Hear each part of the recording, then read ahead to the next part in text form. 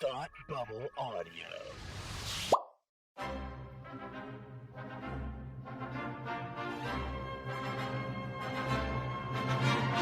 Look, up in the sky! You will never find the more wretched hive of scum and villainy. Welcome to Beer with Geeks with Tim and Frank. Who are you? I'm Batman. I am Iron Man. Your friendly neighborhood Spider-Man. Hi, Christopher. I'm Nero. My name is Inigo Montoya. You're a wizard, Harry. A couple of guys with a couple of beers and a whole lot of pop culture nostalgia. Make it so, number one. Ladies and gentlemen, the Beatles. Name the dog, Indiana. Life finds a way. I am serious. And don't call me Shirley. Now sit back and crack open a cold one, because it's time for Beer with Geeks. It comes in paints? Shaken, not stirred. Great Scott! I was way off. I knew it started with an S, though. Hi, and welcome to Beer with Geeks, where two geeks geek out with beer. I'm Tim, and with me, as always, is my man who loves to fight, punch, take his jacket off, fight, punch, and then put it all back on in one swoop. Unlike that sentence that I just said with a hard stop in the middle. It's Frank. How are you today? I am great. I am great, my friend. There's a new Marvel movie in town. That's always a good week for me. It is a good week. It is a great week when Yeah. there's a new Marvel movie in town. Usually. I can't remember the last time that I was like, ugh, new Marvel movie in town. No, never. No, I never. No, sometimes after the movie. After the movie, but never, not usually before. No, no. Coming out of Thor: The Dark World, sure, I was like, eh. But like going into it, I was like, oh wow, I like Thor. I hope this is good. Yeah, see, I we've talked about this. I went in and walked out and went, yeah, I like Thor. I still like Thor. That was pretty good. Walked out of Iron Man 3, didn't feel the same way. Sure. Yeah, didn't love that movie either. Yeah. My hot take, walked out of Guardians 2, didn't feel the same way. That's right. You did not love that one. Yeah. No, it's just a rehash, everyone. Don't be fooled by the bright colors. Anyway, we're not here to talk about those movies. We're here to talk about Shang-Chi and the Legend of the Ten Rings. But before we talk about that, tell me what beer you're drinking. The Legend of the 10% beer, because that is what I'm drinking. Oh my god! This is you can probably barely even see it. It is a dark beer. It is continuing my variety pack of Belgians that I picked up while I was in Canada, and this is La Résolution, which is a dark Belgian beer.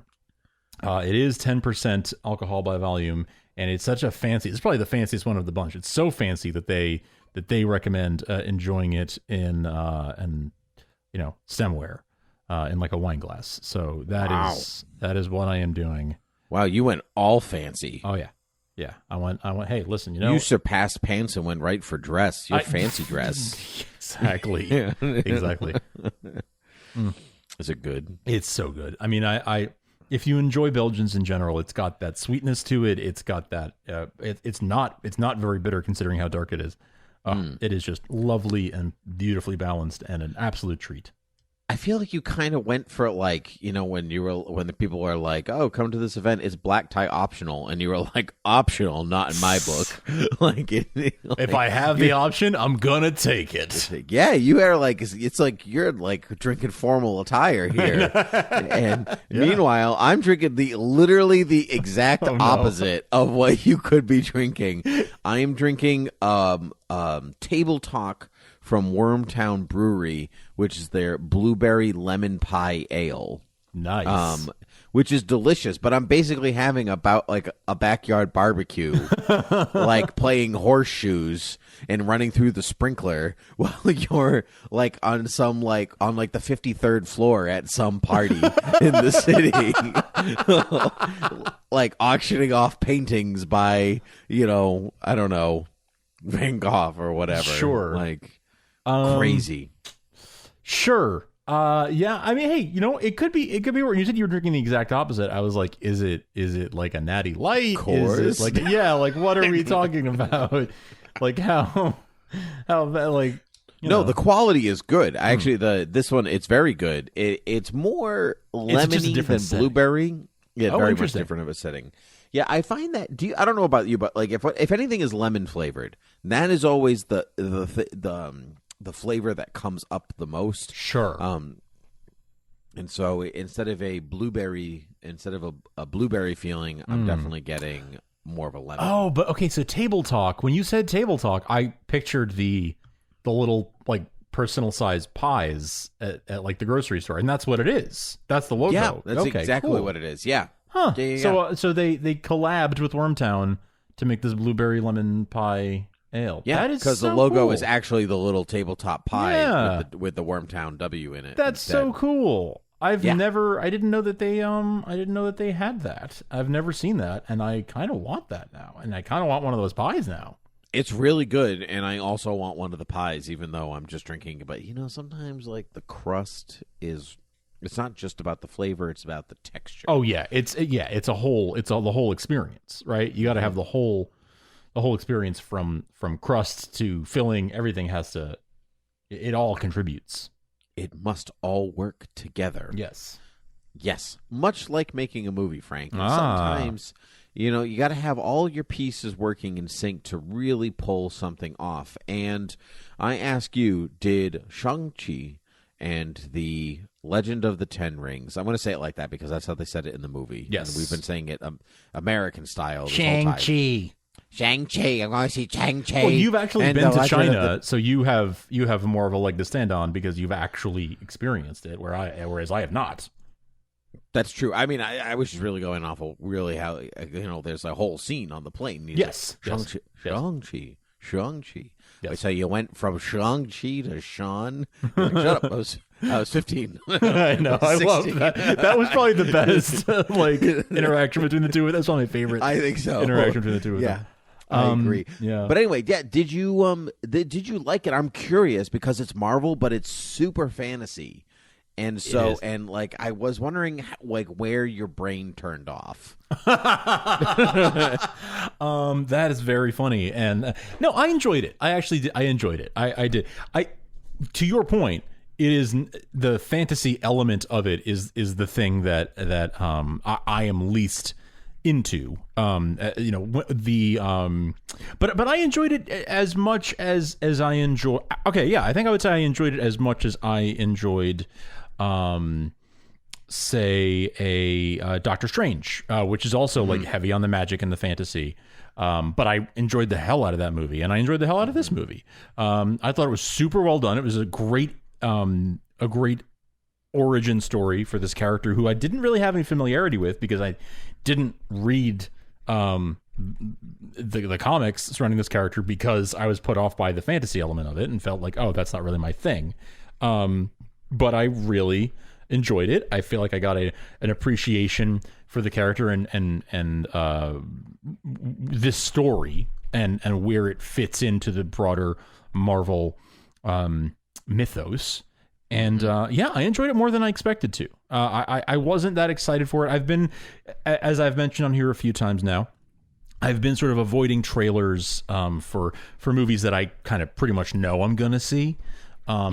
Because I'm just, I don't know, I'm not a hard and fast rule, but it's just something I'm enjoying doing for the time being. So I'm going to keep at it. And so I like not having expectations when I go into things because I feel like that does color my experience sometimes. Like being excited for something will make me enjoy it less if my expectations outpace the movie. But I find that by doing this, I'm enjoying more things more than I otherwise would. Even if it's just because I get the delight of whatever funny moments of Awkwafina that they picked out for the trailer, I didn't already see those. So the joke was funny for the first time for me in the context of the movie, instead of like, oh yeah, I know that joke already.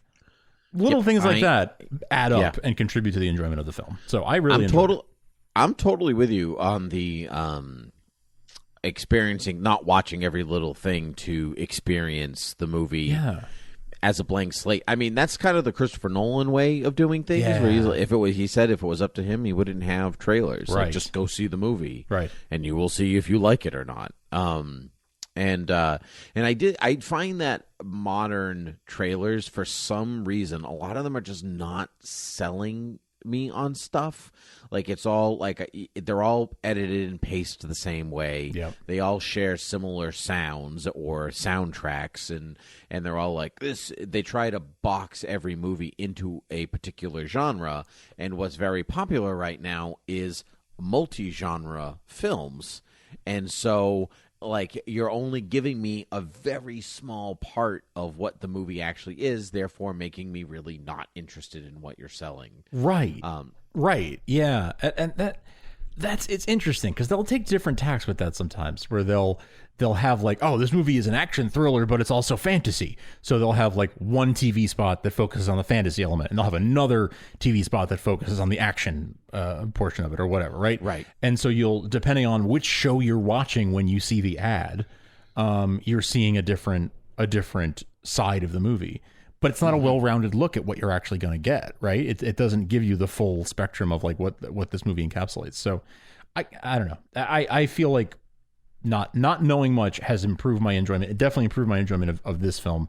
I think even knowing that there was going to be some fantasy, some magic elements to it, I was more engaged because there wasn't stuff where I was like, yeah, I know that. Oh yeah, I saw that shot in the trailer. Like, I was just engaged in watching it, paying more attention to it than I otherwise would. Yeah, that's great. That's great. I think it's a good model to follow for almost anything. And I also highly enjoyed this movie. Yeah. And for the most part, because I feel like the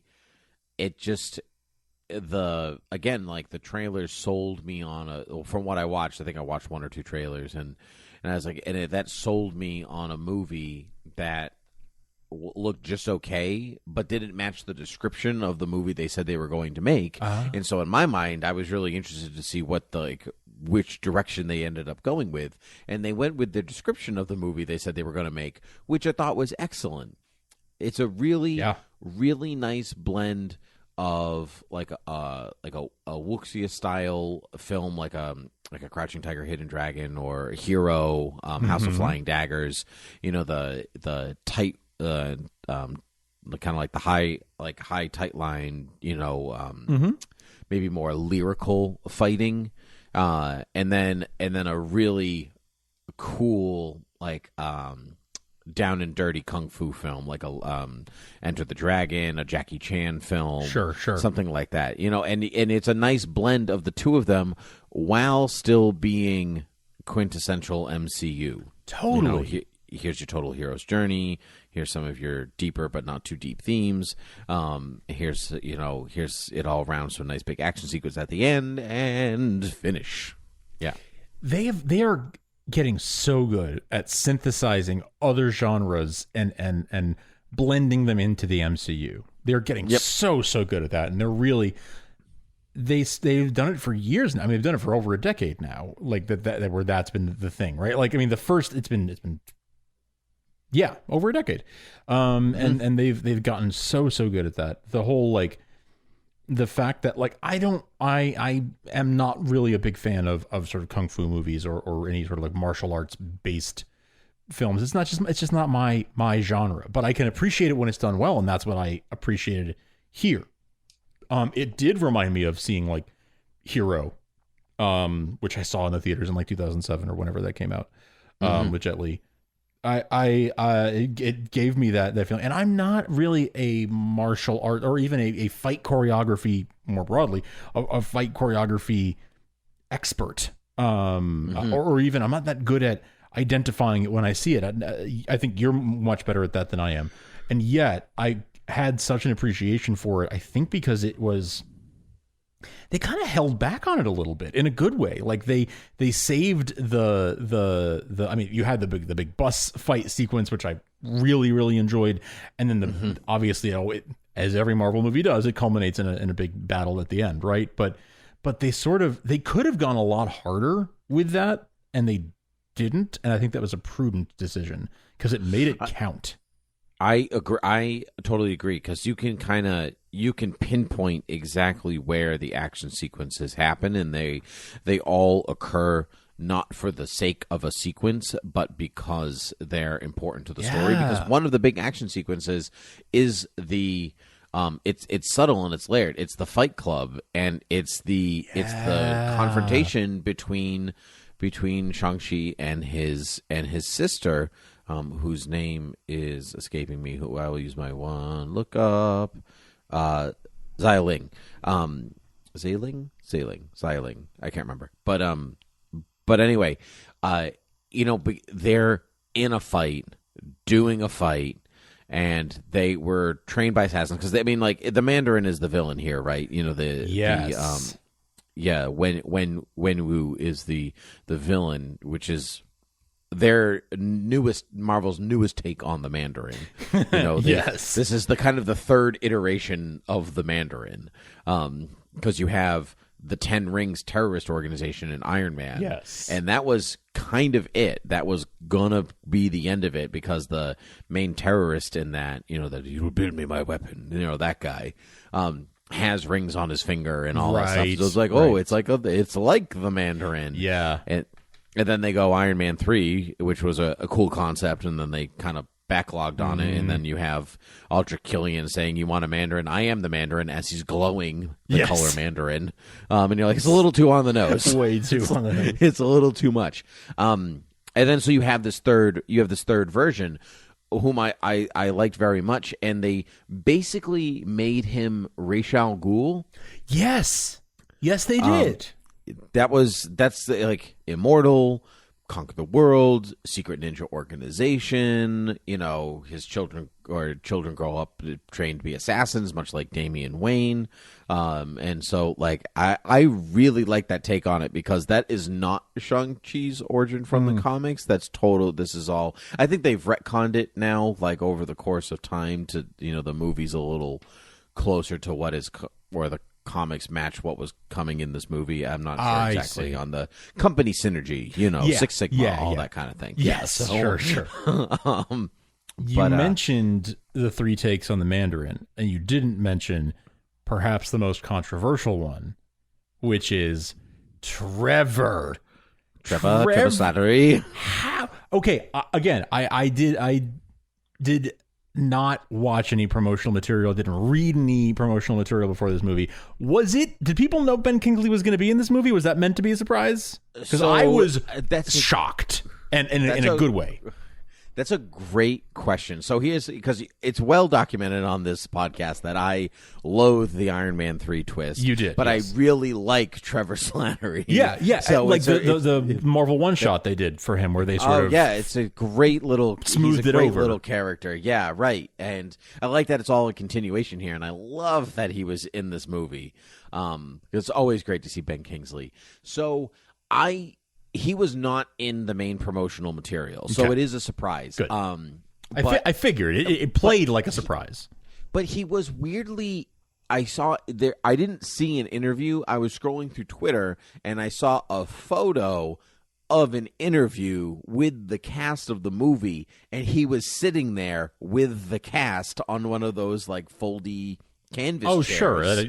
Sure, and I was like, yeah, right. And so I'm like, well, if he's doing a press junket, obviously he's in this movie, right? And that was why are you here? That's so weird. Was it after the premiere or something? Did they feel like, well, it premiered now? No, so I saw it weird, 2 weeks before the thing, and it was just I was just on my Twitter feed. There was no nothing, and I was really disappointed that I saw that, because there was no reason for it to be there, and really, I don't know why he'd be part of a press junket if you want to keep it a secret, right? That he's in the movie. So when they're in the, it's too late now. Spoilers. But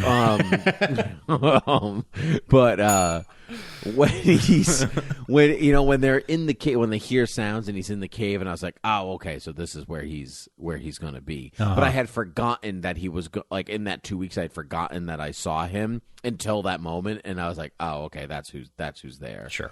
But it was great. Trevor Slattery.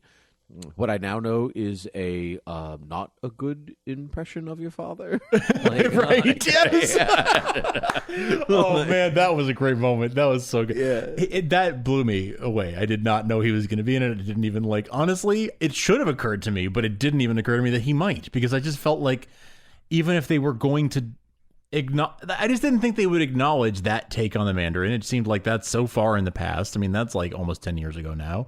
That's law. It's ancient history, and I figured they would have retconned it out or just not talked about it at all. But the fact that they did, because it's Ben Kingsley, and how can you not? Right. I actually really liked that they talked about it. There's that really great scene of them having dinner right? Because Yes. dinner in people eating food in a story is always so important, right? That's like it's like a main symbol in a story because you know what a normal dinner is supposed to look like and feel like, and so when it's not normal, it ranges and changes the tension of the scene between the characters. And also, eating is kind of a vulnerable act because you have to let your defenses down. You're using your hands. You can't speak when you want to if there's food there in your mouth and all the stuff. You kind of on your best behavior. And breaking bread with somebody is a sign of trust and respect. Exactly. And then so you have this scene in which you have these two, you have two children who are, trained assassins by their father, who is a murderer and a terrorist, immortal terrorist. And he's just like, you're my kids. Like, I knew where you were. I knew you were 10 years ago. I let you live your life for 10 years. And you're like, you might have told me, Dad. Yeah. Like, that would have been helpful. And then, like, but anyway, I like that he tells the story and incorporates Iron Man 3 into that one because it kind of sets up Trevor for a little later in the movie. That's right. That's right.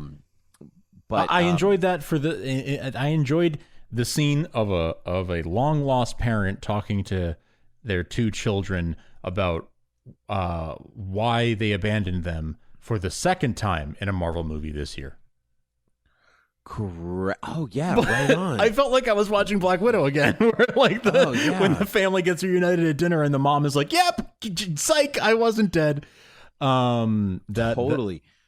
Yeah, I actually really like how sympathetic of a character they make because even like most of his actions in the film. You're not, I wouldn't say justified, but a lot of his personal vendetta bit, you're almost rooting for him. Like when he takes Shang-Chi to the thing, he's like, these are the people that like killed your mom, and he takes them, and you're like, yeah, get them now, yeah, do it. So I liked the juxtaposition between that and them also kind of continually reaffirming that like he's killed a lot of people, right. And he's actually not a good person, but his main goal is almost not his fault. He's driven by grief and the fear of death and like what family is. And I actually really, really, really liked the general themes of the film where they're talking about honor and family and death and all the stuff there. It's through the Asian lens and the way that different cultures in the world view those things instead of the American way of viewing those things, because we've kind of lost the nuclear family, right? A lot of that isn't important. If you are annoyed with your mom, you just stop talking to her. Like that's kind of the norm now. And there's early in the movie they talk about like they're at Aquafina's, I can't remember her character's name, but they're at her Katie. They're at her Katie, right? They're at her house, right? And they're like, blah blah blah, think this way, and they're like, that's an American way to think. Like, oh, don't forget you're American. Like there's this conflict between how to think in different parts of the world. Yeah, they really do. I don't want to say they play with it, but it's a through line all the way to the end of the movie, and I really liked that about this. It is really from the very beginning, like when you see Katie with her family, right, and the multiple generations represented in that home, and that her grandmother having a very like traditional, like she even asks him like, when are you going to get married, right? Like, when of the two are you going to get married? Like, you see that laid out from the very beginning of like the traditional Chinese values. She represents the old experience, the traditional experience, and Katie represents sort of the immigrant, the child of immigrants who has been integrated into American society. And then she goes on this journey with him to the old world in a sense, and experiences that and learns from his dad in a lot of ways, experiences the value of a lot of that when he talks to her about like what's your Chinese name though? Like, okay, Katie's your American name. What's your Chinese name, right? Like, and he says to her, like, a name has meaning, a name has value. It's important. Like, don't let go of that. That's part of your identity. And I think, maybe in a similar way that In the Heights resonated with me as somebody who I very strongly identify with my like immigrant roots. Again, a different background than what this movie represents, and a different background than what In the Heights represents. But there is a universal truth to that of like, don't lose your roots. Don't forget the importance of the people who came before and their, not just their struggle and their sacrifices, but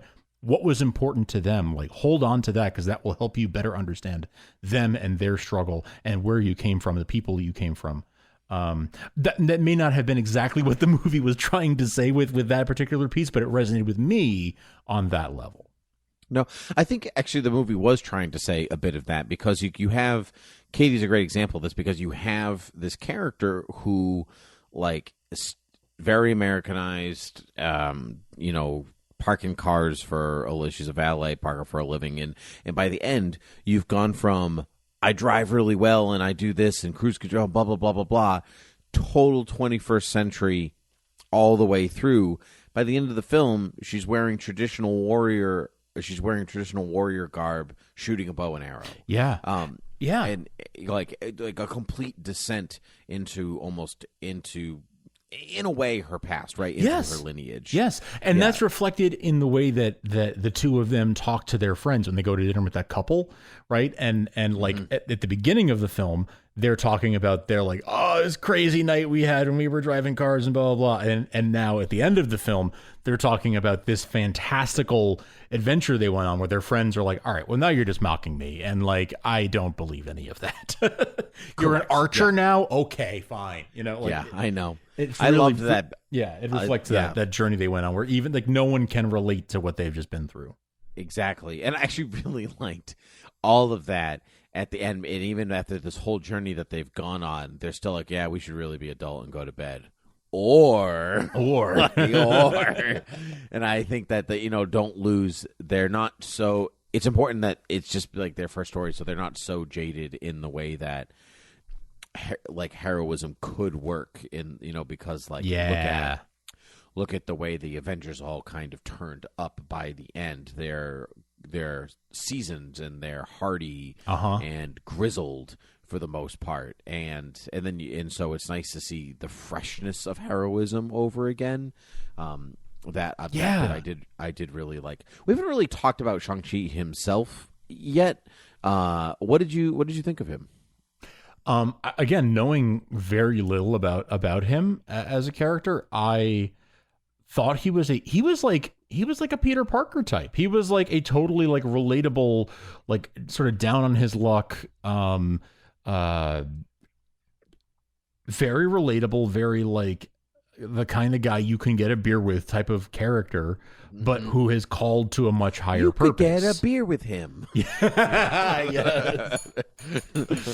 but really, like you could. He is a very relatable type of hero type in very much a way that like Peter Parker is, but he is called to a much larger purpose, and that's where they differ in ways that he knows what his purpose is. He already knows it's sort of, he's running from his past, but he knows who he is and where he comes from and what in a sense, he knows what his calling is, more than Peter Parker does. But I felt a sort of a kinship there between him and Peter Parker, in sort of that they're cut from a similar cloth. They're cut from they come from a similar mold. I like him a lot. Yeah, I did too, and I just thought that Simu did really an excellent job. Very charismatic. What I really appreciated about him as the actor is that here's this guy doing his own work. Like, like he knows the forms, he knows how to fight. There's a great little behind the scenes sequence of him like doing the fighting on the bus, and you can watch him like run to the top and like swoop down and do the loop and jump onto the side of the bus, like all him without the wire, like just That's on so set. Cool. And you're like, that is cool. And I mean, I always appreciate when actors do their own stunts, but I really appreciate when the actor is not like, oh, I learned this for a few months and now I did it, as opposed to like, this is what I've been doing for most of my life. Yeah. And I can also act. That's a rare breed. And I fully appreciate that the camera showed us what they all could do. And instead of the quick cut, like, look, they're fighting, it's moving really fast, and the camera's shaking, and you can't really tell that they're not hitting each other and everything. Like, the bus sequence especially really lets you watch them work. And it's its own art form. It's its own dance. And I just thought it was wonderful. I've seen a lot of people, like, reacting to, like, him, like, taking the jacket off and fighting and putting the jacket all in one swoop. And I saw someone's comment, like, y'all have never seen a Jackie Chan movie, and it shows. Nice. like, if you think that is cool, everyone, but you're like missing a lot of cool stuff that came before this. That's a whole genre, guys. Yeah, that's its own thing. Oh man. It was very, very good. And it's very significant that it is. So it was the biggest Labor Day opening of all time. Which is crazy to me, that because it didn't make like a killing, like it made a very respectable amount of money, especially in the middle of a pandemic. Correct. Made like 100 million opening weekend. Yeah, it made 95 maybe, like 92. Yeah. Okay. I think it made, unless they rounded up recently. Last I saw it made 92 over the 4-day opening weekend in America, and then 100 and some odd whatever million, I think, overseas. Yeah. And now we're here, which is great. It's $150 million film estimated, which is a little cheaper than what most of their origin movies are going out for now. It's actually on par with what they were doing 10 years ago with Thor and Captain America and stuff like that. That's about what they were spending then. So great investment for Disney. Yeah, right, exactly. And I fully support it. I think that the movie, not every Marvel movie has layers, a lot, like they are popcorn entertainment before, first and foremost, and there is stuff to pick apart, but we're not talking, it's not Great Gatsby here, right? Like there's, it is what it is, but it's very good Gatsby though. Like it's quite good, excellent Gatsby. It is excellent Gatsby, old sport. And but like so you get this like fight scene at the beginning with Wen-Yu and what will be his wife, and you're watching them and you watch them fight and whatever else, but like just like food is never food, a fight is never a fight. In a story, it's clearly sexualized. It's sexual tension through and through, and it's not so much like we're fighting for the sake of fighting. It's more like we are summing each other up, or we're reading each other's profiles. And I just like the movie allows that kind of time. Like nothing is said for a good chunk of time, and there's a healthy chunk of subtitles going on in this film too. And I thought that was also important. Like get people used to something else besides what they know. It's true. And like I actually I don't know if either one of us has mentioned this yet, but like it is a very strongly predominantly Asian and Asian American led cast in this film. And there's just Razor Fist, I think, right? He's like the only other, like the old guy that's not the only. Oh, I guess, and their friends are Asian too. I mean, like him and Ben Kingsley, like that's it. Like right, yeah, like that's really it. And for that reason, it's significant in cinema history for that reason, for being such a big box office success. And how many films can you really think of that have that balance of Asian, maybe Crazy Rich Asians? Like there's not that many films that have there isn't. There's that demographic films, to the cast, but not like the biggest sellers, not big Hollywood films. Nope. No. So that's maybe significant. Crouching Tiger might be one of the last really big ones, actually. Probably. And that's the thing. That's the thing, is that if you were to count count backwards, you could probably count on one hand before you got to the Crouching Tiger. Yeah. and that's not great. But it is great that it did so well, that it is doing so well, and that it it is historically significant in as a piece of film for that reason, and so I think that's great. I agree. It's very exciting for a lot of people in the same way Black Panther was. Yes, exactly, and for different reasons, right? Black Panther's really a post-colonial film, right? Like, or you know, like what happens to a nation that never met the West, and in how much were they able to thrive and stuff like that. I loved that, and this one is a little bit more like, don't lose the old world, but also don't think the old world is the only thing there is, and that's really centered in. Oh my gosh, I don't know why I keep losing her name. Zailing, right? That's because like she wants to fight like the guys, but Dad won't let her. Right. Which is very old school, very old world. So she teaches herself to do it, almost like Mulan. It's like that got that kind of flavor to it. Yeah. And so you have that, but then I love that she takes over the organization at the end. Like, you get Raish thrown out, you get Talia on board, and she day one, this is the modern way. Let's keep a bit of what we were doing, but we can make this better. Let's do it. And I love that it's going to stay in the family. Like, the next problem is still family oriented, because it picks up the themes from this movie and continues to run with them, and I just think that is lovely. Agreed. I couldn't agree more. We probably should wrap in a minute here, but do you want to talk about the post-credit sequences real quick? Yeah, so Wong is there through not the whole movie, but he fights Abomination, which is real fun because instead of looking like a weird skeleton muscle creature from the Incredible Hulk, he looks like the Abomination that people know and potentially love from the Incredible Hulk comics. I literally didn't recognize him. That's how different he looks. Oh, there you go. Yeah, you're like, oh, somebody different. Cool. Okay, cool.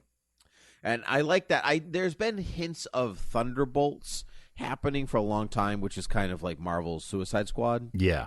Well, Ross has been around the whole time. But between Yelena from Black Widow, seeing Abomination in this one, I think that's they're building in that direction. Seems that Thunderbolts. Way. That's a bit of the seed planting going on between that and Young Avengers, kind of back and forth. And so anyway, so you get Wong a couple times by the end. He shows up to dinner.